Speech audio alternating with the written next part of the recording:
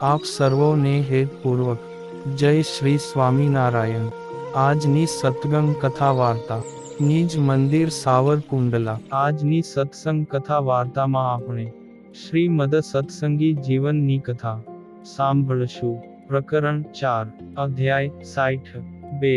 હવે ચૈત્રી હિંડોળા ઉત્સવનો વિધિ કહું છું। હે પુત્રો, ચૈત્ર માસની શુક્લ એકાદશી વિમલા નામે કહેલી છે। તે દિવસે શ્રી કૃષ્ણ ભગવાનની મહાપૂજા કરીને હિંડોળામાં પધરાવવા અને સુગંધીમાન પુષ્પોથી રચેલા તે હિંડોળામાં 2 ઘડી સુધી પ્રભુ શ્રીને ઝુલાવી આરતી કરીને ભક્તજનોએ શ્રી પ્રભુને હિંડોળામાંથી નીચે પધરાવવા। આ ઉત્સવમાં આટલી જ વિશેષતા છે। બાકીનો વિધિ તો એકાદશી વ્રત પૂજાનો વિધિ જે સામાન્યપણે વ્રત ગ્રંથમાં નિરૂપણ કરેલ છે તે જ જાણવો। હવે કૂર્માવતારના પ્રાગટ્યોત્સવનો વિધિ કહું છું। હે પુત્રો, વૈશાખ માસના પ્રતિપદાના દિવસે દેવતાઓ અને દૈત્યોએ સમુદ્ર મંથન કરવાનો પ્રારંભ કર્યો।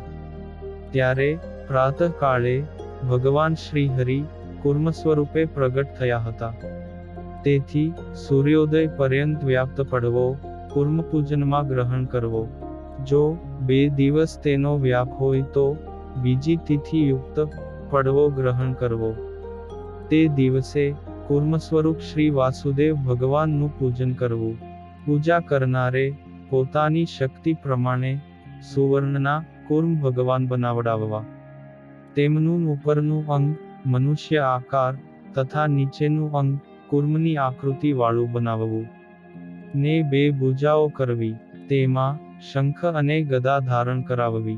પછી સર્વત્રોભદ્ર મંડળની રચના કરીને તેમાં પ્રાપ્ત થયેલા ઉપચારોથી કૂર્મ ભગવાનનું પૂજન કરવું તથા નૈવેદ્યમાં શ્વેત ચૂરમાના લાડુ ધરાવવા ને અન્ય વિધિ તો પૂર્વવત જાણવો। હે પુત્રો, આ વૈશાખ સુધી બીજથી આરંભીને જેઠ સુદ દશમના ગંગોત્સવ પર્યંત દરરોજ ભગવાનના પૂજનમાં સાકરે યુક્ત આંબલીનું જળ ગાળીને અર્પણ કરવું। તેમજ નૈવેદ્યમાં પ્રતિદિન ઉત્તમ દહીં ને સાકર અર્પણ કરવા ને કૂર્મજન્મોત્સવના દિવસે કૂર્મ પ્રભુના પ્રાદુર્ભાવની કથાનું ગાન, શ્રવણ અને પૂજન કરીને પછી ભોજન કરવું। હવે શ્રી પરશુરામ પ્રાગટ્યોત્સવ અને ચંદન યાત્રા ઉત્સવનો વિધિ કહું છું। હે પુત્રો, વૈશાખ માસના સુદ પક્ષની તૃતીયાના દિવસે પુનર્વસુ નક્ષત્રમાં દિવસના 8મા મુહૂર્તમાં રાહુ મિથુન રાશિમાં સ્થાન પ્રાપ્ત કરતા ને 6 ગ્રહો પોતપોતાના ઉચ્ચ સ્થાને હતા। ત્યારે જમદગ્નિ ઋષિ અને રેણુકા દેવીને ત્યાં પરશુરામ ભગવાન પૃથ્વી પર પ્રગટ થયા। બુદ્ધિમાન પુરુષોએ ત્રીજ દિવસના પૂર્વ ભાગે વ્યાપ્તિ હોય તેવી પરશુરામ ભગવાનના પૂજનમાં ગ્રહણ કરવા યોગ્ય માનેલી છે। જો 2 ત્રીજ હોય અને બંને પૂર્વના ભાગમાં વ્યાપ્તિ હોય તો બીજી ત્રીજ ગ્રહણ કરવી અને બપોરના સમયે શ્રી વાસુદેવ ભગવાનની પરશુરામ રૂપે મહાપૂજા કરવી।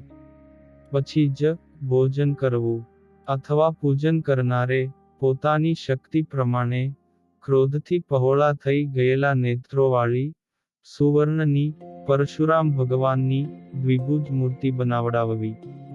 તેમના હાથમાં પરશુ તથા મસ્તક ઉપર જટા ધારણ કરાવવી। તેમની પૂજા પણ પૂર્વવત મંડપ કરાવીને કરવી। તે દિવસે પરશુરામ ભગવાનના ચરિત્રોનું વિશેષપણે ગાન કરવું। આ દિવસથી અક્ષય તૃતીયાના દિવસે જ ચંદન યાત્રા મહોત્સવ હોવાથી આજથી આરંભીને જેઠ સુદ પૂનમના સ્નાન યાત્રા ઉત્સવ પર્યંત નિત્ય ભગવાનને સુગંધીમાન ચંદનનો લેપ કરેલા વસ્ત્રો ધારણ કરાવવા અને શ્વેત વસ્ત્રો પણ ધારણ કરાવવા। વળી પૂજા કરનારે નવીન રમણીય તાલપત્રના વીંઝણાથી નિરંતર સમયે ભગવાનને વીંઝણો ઢોળવો। તથા નૈવેદ્યમાં પ્રતિદિન કેરીનો રસ અને સાકર અર્પણ કરવા. બાકીનો વિધિ તો પૂર્વવત જાણવો.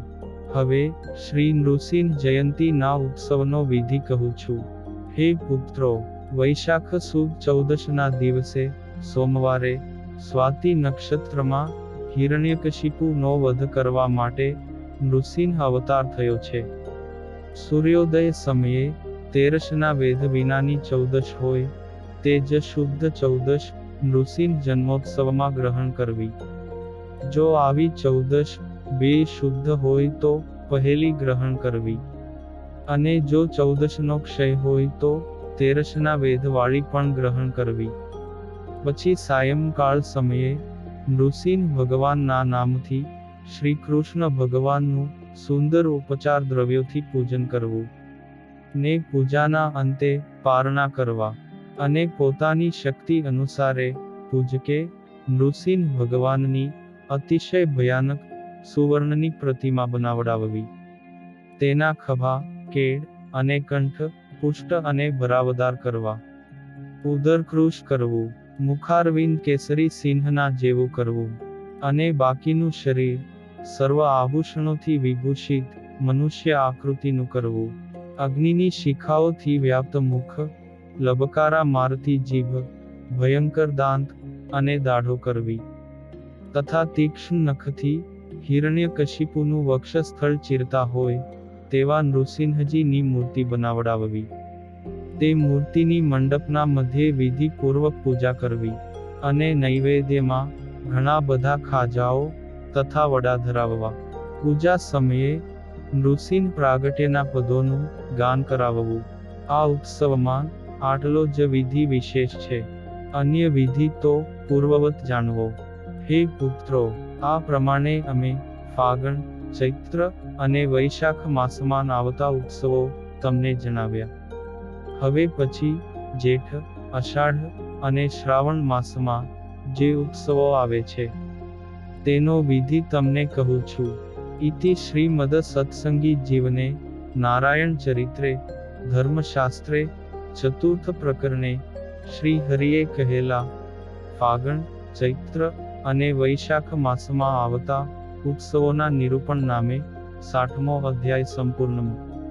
અને હવે પછીની કથા વાર્તા આપણે આગળના ભાગમાં સાંભળશું. અત્યારે આપ સર્વોને ભાવથી જય શ્રી સ્વામિનારાયણ.